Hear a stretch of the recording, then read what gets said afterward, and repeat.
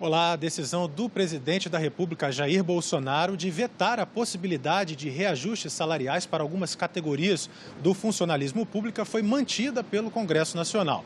Os senadores haviam derrubado o veto, mas os deputados, por ampla maioria, reverteram a decisão. Na quarta-feira, os senadores haviam derrubado o veto por 42 votos a 30. A decisão tomada pelo Senado foi baseada em acordo feito em maio entre parlamentares e o governo, que excluía dessas regras de congelamento de salários e contagem de tempo de serviço categorias profissionais que estão na linha de frente no combate à pandemia. O Senado derrubou o veto, mas não aumentou o salário de ninguém. Reajuste salarial não está nesse projeto, não está nessa proposta. O que está é o impedimento ao reajuste salarial para a maioria das carreiras do Estado, para a maioria dos servidores públicos, abrindo esta exceção para servidores da saúde, da educação e da segurança pública, mas sem imposição. Apesar de derrubado no Senado, o veto do presidente Bolsonaro foi mantido pelos deputados em decisão final do Congresso. A suspensão dos reajustes é uma exigência do governo em troca do socorro financeiro de 125 bilhões de reais aos estados e aos municípios por causa da pandemia da Covid-19. E o ministro da Economia, Paulo Guedes, pode ter de vir aqui ao Senado dar explicações sobre declarações que ele fez contra a casa nesse assunto aí do reajuste dos salários para os funcionários públicos. Requerimentos foram apresentados. Os requerimentos foram motivados por esta declaração do ministro Paulo Guedes. Então, o presidente justamente vetou para que o dinheiro da saúde não vire aumento de salário e hoje o Senado derruba o veto do presidente. Quer dizer, é um péssimo sinal, O impacto potencial é uma perda de até 120 bilhões, é um desastre. Pegar o dinheiro da saúde e permitir que se transforme em aumento de salário, de funcionalismo, é um crime contra o país. Vergonhoso isso. O ministro Paulo Guedes mentiu, dizendo que teria aumento de despesa para o país. É vergonhoso. Bolsonaro mandou desembolsar ontem 4 bilhões de reais para os deputados manterem o veto dele. O senador Álvaro Dias, líder do Podemos, postou uma fala anterior do ministro sobre o mesmo assunto. Médicos, policiais, militares, enfermeiros, todo mundo que estiver na linha de frente de combate deve ser uma exceção a qualquer, digamos assim, impedimento de aumento de salário. Os dois requerimentos já estão na página do Senado. O de convite é do presidente da Casa, senador Davi Alcolumbre, e o de convocação foi assinado pelos senadores Esperidião Lamin, Fabiano Contarato e Marcos Duval. Os pedidos ainda não foram votados. Após visita à cidade de Beirute, no Líbano, o presidente da Comissão de Relações Exteriores do Senado, senador Nelsinho Trade, quer acelerar o acordo entre o Mercosul e o Líbano. O senador Nelsinho Trade fez parte da comitiva brasileira liderada pelo ex-presidente Michel Temer, que levou ajuda humanitária ao Líbano. Foram 6 toneladas de comida, equipamentos de saúde e medicamentos para ajudar a população de Beirute após a explosão do dia 4 de agosto.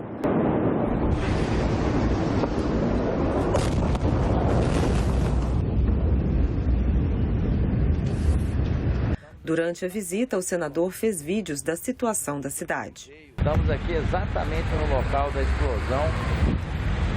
Eles estavam dizendo aqui que era o único silo do país que estocava os grãos do país. A devastação é impressionante. Parece que estourou uma bomba atômica. Os prédios em volta, todos sem vidros. Arrebentou tudo. As pessoas estão, quem não tem lugar para ficar, fica com tudo aberto, sem janela, sem nada. O país já estava vivendo uma crise política e sofrendo com a pandemia. Com a explosão em Beirute, teve a situação agravada. Depois de protestos da população, o primeiro-ministro do Líbano renunciou junto com toda a cúpula do governo. A missão brasileira se reuniu com o presidente libanês e com o primeiro-ministro interino do país. Segundo o senador Nelson Utrade, as autoridades libanesas pediram ao Brasil ajuda para fechar o acordo de livre comércio entre o Líbano e o Mercosul. Estamos tabulando, junto com outros países do Mercosul, um acordo de livre comércio com o Líbano. Pelo embaixador do Líbano no Brasil, embaixador Joseph, 75% já foi pactuado, faltando e restando apenas 25%. De tal sorte que essa é uma medida prática que nós aqui podemos liderar essa conclusão dessa pactuação para promover no Líbano uma chance maior de desenvolvimento econômico, porque lá está precisando. No Brasil, a comunidade libanesa agradeceu a ajuda do governo brasileiro. Nós que somos de origem libanesa, síria, jamais esquecemos os nossos patrícios. Sempre fazemos campanha para mandar ajuda. E essa do Brasil foi espetacular em mandar para o Líbano nesse momento tão difícil. Muito obrigado. Vocês não têm ideia da importância que é. Por menor que seja a ajuda, para nós ela é enorme. Em reunião por videoconferência, a comissão mista que acompanha as ações do governo relacionadas à pandemia da Covid-19 debateu os investimentos em pesquisa e desenvolvimento científico. Se os investimentos em ciência e tecnologia já eram insuficientes no Brasil antes da pandemia, imagine agora. De olho nas soluções que a ciência pode apontar, o CNPq lançou editais para financiar projetos científicos. A procura foi grande, mas o total de verba para apoiar esses projetos foi muito baixo. Vamos dar prioridade aos projetos que permitam atacar a Covid-19 imediatamente. A demanda qualificada foi de 600 milhões de reais. Bom, o CNPq só tinha 50 milhões de reais para distribuir. Então, isso mostra como nós estamos, primeiramente, desperdiçando recursos humanos, né? Tanto jovens como mais experientes. E deixando, evidentemente, de atacar a Covid-19 de maneira mais eficaz.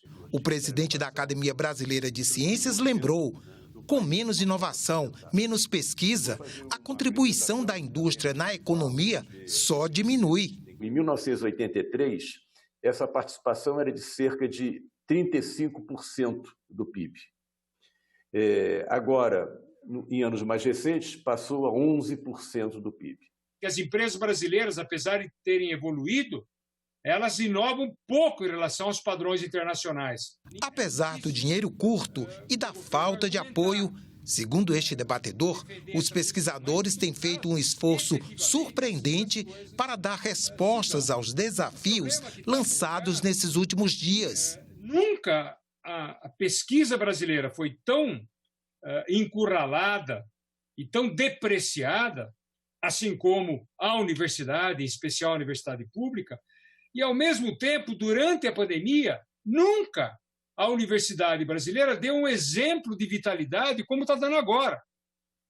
Há uma multiplicação de grupos de pesquisa, fazendo das mais diferentes maneiras, fazendo com recursos próprios, inventando coisas, fazendo atividades, cortando gastos, mas tentando produzir equipamentos, processos, testes, medicamentos de todo tipo pelo Brasil afora.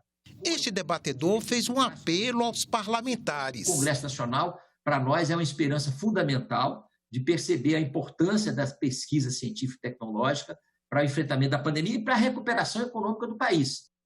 A Comissão Mista da Reforma Tributária ouviu o presidente da Confederação Nacional dos Municípios.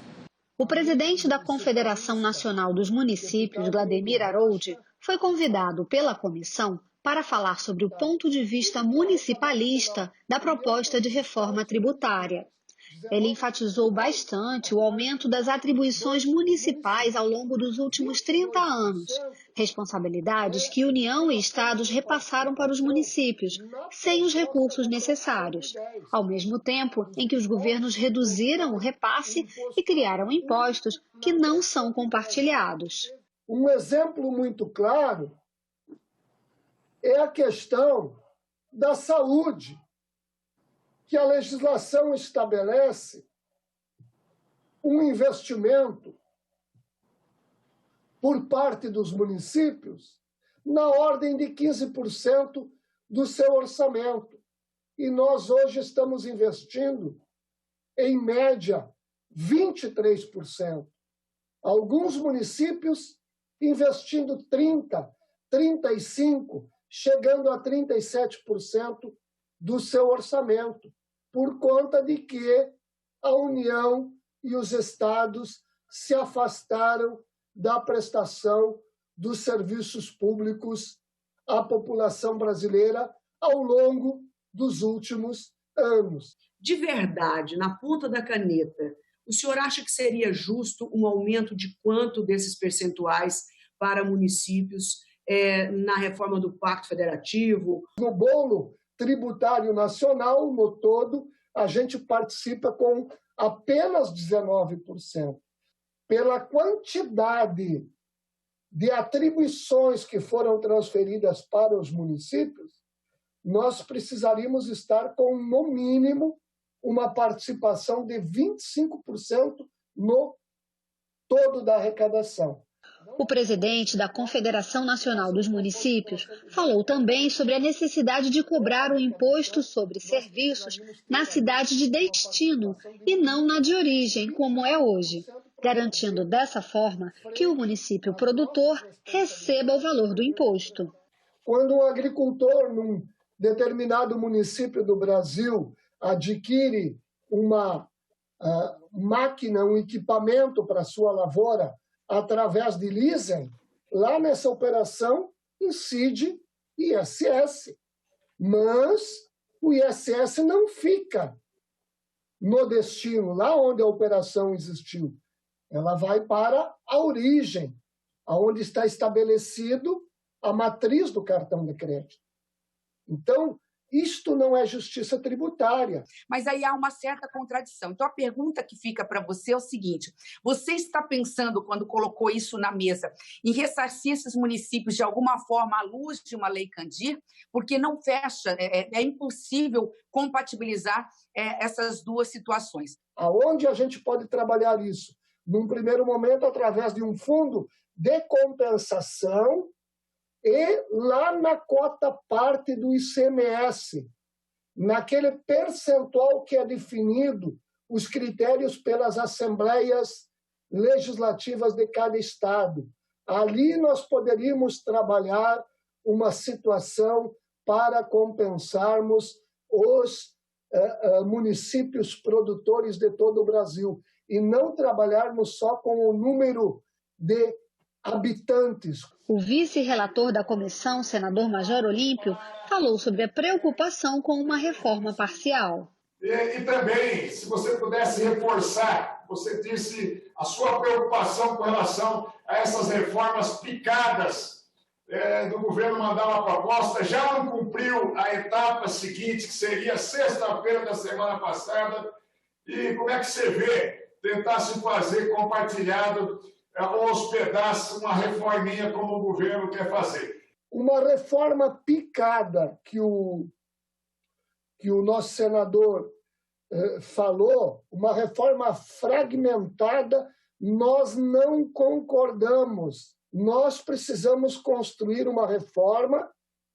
já que vamos fazer uma reforma, com União, estados e municípios.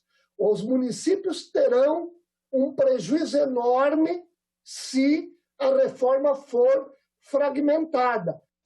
Museus podem deixar de pagar direito autoral por reprodução de obras de arte. Projeto de lei nesse sentido foi apresentado pelo senador Chico Rodrigues. Nem só de lives se vive nessa pandemia. Uma alternativa criada por vários museus no mundo inteiro permite trazer a arte para dentro de casa. Os tours virtuais e as exposições online possibilitam que as obras de vários artistas possam ser contempladas pelo computador ou pelo celular. Com essas ferramentas é possível conhecer e admirar quadros, esculturas, tapeçarias e peças exclusivas de artistas brasileiros e internacionais que estão expostos em vários museus espalhados por todo o Brasil. Embora essa iniciativa não seja uma novidade, ela ganhou força por causa do isolamento social e tende a ser uma nova forma de permitir que a arte tenha um maior alcance. O problema é que essas visitas virtuais e exposições online geram também uma nova conta para os museus, que já estão passando por problemas financeiros por causa da pandemia. É que cada cópia de uma obra de arte, seja impressa ou digital, requer o pagamento de direitos autorais. Mas um projeto apresentado pelo senador Chico Rodrigues altera a lei dos direitos autorais para isentar os museus brasileiros do pagamento de cópias em qualquer mídia. Segundo o senador, a medida traz mais segurança jurídica aos museus, permitindo que eles se sustentem economicamente. E a intenção é ampliar também a difusão da arte brasileira. Apesar de a proposta ter sido apresentada no momento da pandemia, o projeto não se restringe apenas a esse período. Os museus, por uma questão de sustentabilidade econômica, eles, na verdade, estarão fortalecidos, vendendo essas imagens e dando acesso a milhões e milhões de brasileiros e também para a comunidade global. Então eu diria que esse projeto é um projeto pensado, cuidadoso e, acima de tudo, para preservar a memória dos museus brasileiros, que, afinal de contas, é a nossa história. No momento da pandemia, em que os museus estáticos recebiam as pessoas, e se inverte uma situação, já que a sociedade fica em casa e os museus visitam as pessoas, me parece oportuno um projeto que visa a excluir qualquer dúvida quanto à exibição de obras de arte dos museus em caráter educativo para as pessoas. A Altivis, Associação Brasileira dos Direitos de Autores Visuais, não concorda com a proposta. Nós encontramos pelo menos 2 problemas aqui. Um deles é o fato de isentar todas as obras que estejam sob a guarda do museu. E aí nós vamos incluir também as obras que forem participar de exposições temporárias. Não só as obras que façam parte do acervo, que é o que parecia ser a justificação desse projeto de lei. Além disso, também fica a previsão de que essa reprodução em qualquer meio fique isenta. Então aqui a gente estaria pensando em qualquer reprodução feita pelo museu, inclusive na lojinha do museu, inclusive nos sites dos museus, nas visitas virtuais. Todas essas reproduções das obras, elas têm que ser remuneradas. Os artistas precisam desses valores. Muitos dos artistas vivem desse direito autoral. O projeto ainda não tem data para ser votado e a associação que representa os artistas defende um maior debate. Nós já temos ferramentas, procedimentos diferenciados, inclusive dependendo do tipo de exibição ou de reprodução que vai ser feita, e evidentemente tudo isso pode ser melhorado, basta que seja feita uma conversa. Haverá natural discussão, mas a tendência será de uma acomodação normal da sociedade com esse benefício. O Senado aprovou o projeto de lei que destina descontos obtidos com o pagamento de precatórios às ações de combate à Covid-19. O texto seguiu para a sanção presidencial. O projeto regulamenta acordos diretos da União para o pagamento com desconto de até 40% dos precatórios de grande valor. O dinheiro obtido com esses descontos vai ser destinado às ações de combate à Covid-19. O objetivo é desafogar o judiciário e ajudar o país a superar a situação de emergência em saúde pública. Pode ser uma nova fonte de recursos para o enfrentamento à Covid.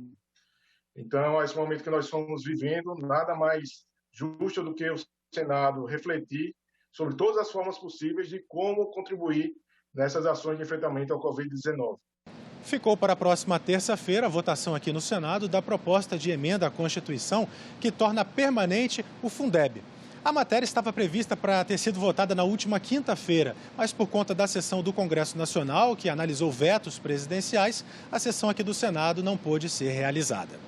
E o Supremo Tribunal Federal negou o pedido de deputados bolsonaristas que queriam alterar a presidência e a relatoria da CPI mista das fake news. O mandado de segurança foi protocolado no mês de maio por 7 deputados bolsonaristas. Eles acusaram o atual presidente da CPMI das fake news, senador Ângelo Coronel, e a relatora, deputada Lídice da Mata, de desvirtuarem a natureza dos trabalhos da comissão e utilizarem o colegiado para atacar politicamente apoiadores do presidente Jair Bolsonaro. O ministro Gilmar Mendes negou o pedido. Para ele, a atuação do senador e da deputada estão dentro da legalidade. O ministro ainda disse que o trabalho da comissão é fundamental para a preservação da ordem constitucional e que o Congresso Nacional tem mecanismos institucionais próprios, caso haja desvios de comportamento dos parlamentares. O ministro Gilmar Mendes acertou em sua decisão ao reconhecer que os poderes são independentes e que uma decisão no âmbito do Congresso Nacional, especialmente numa CPMI, em que se é tratado o relevante tema das fake news, a condução não pode ser objeto de retirada do relator e também do presidente, eventualmente simplesmente por posições políticas. O Congresso Nacional, especialmente os membros do Congresso Nacional, eles são políticos. Desde o dia 12 de agosto até o dia 20 de setembro, a mostra Ecofalante de Cinema apresenta o melhor da produção cinematográfica socioambiental. A mostra esse ano acontece online e é gratuita. E na coluna Momento Eco, o jornalista César Mendes fala de um dos filmes da mostra desse ano, o longa-metragem Soldados da Borracha, e ainda conversa com o diretor do filme. Durante a Segunda Guerra Mundial, mais de 50 mil brasileiros foram enviados para a floresta amazônica pelo governo brasileiro. Essas pessoas deveriam extrair látex, utilizado na fabricação da borracha, um insumo fundamental para as forças armadas que lutavam na guerra na Europa e no Pacífico. Mas a história dessas pessoas, chamados de soldados da borracha, até hoje é muito pouco conhecida. Na edição de setembro do Ecosenado, vocês vão ver uma conversa que tivemos com Volney Oliveira, que dirigiu um documentário tratando desse tema. A partir de Fortaleza, se criou um ministério extraordinário chamado SENTA, Serviço Especial de Mobilização de Trabalhadores para a Amazônia, trabalhadores que foram iludidos para a Amazônia com a promessa de que iriam ganhar muito dinheiro, de que depois seriam recompensados, teriam aposentadoria, e na realidade embarcaram em uma aventura para um regime de escravidão.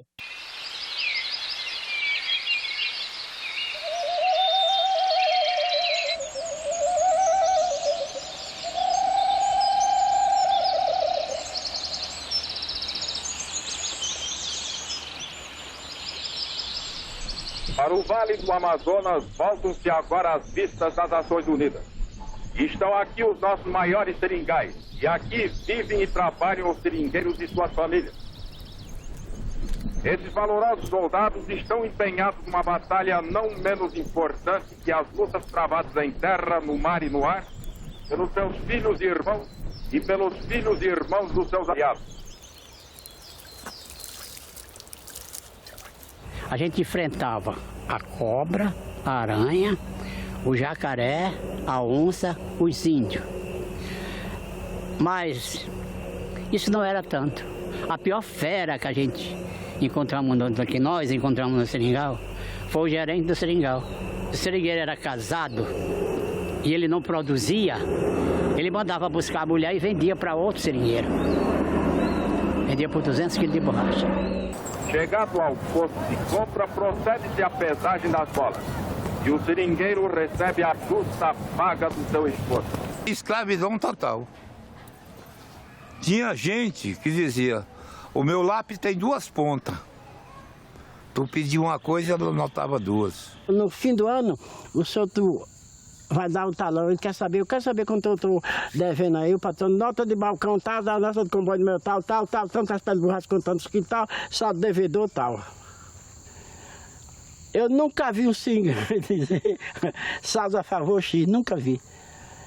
Nunca. O Lira Neto, que tem uma participação importantíssima no filme, ele coloca lá num determinado momento que o que aconteceu com os soldados da borracha foi quase um genocídio. Eu tinha 10 anos, estava meu pai para o mato, ele levantou primeiro, aí ele disse, meu filho, eu estou com febre. Aí eu digo, então fica aí que eu vou para o mato, pagar a conta da gente. Aí eu fui para o mato, quando cheguei ele estava morto.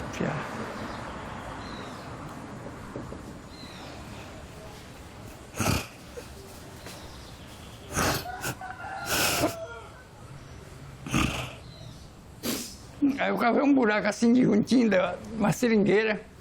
Aí saí rolando com ele, botei lá.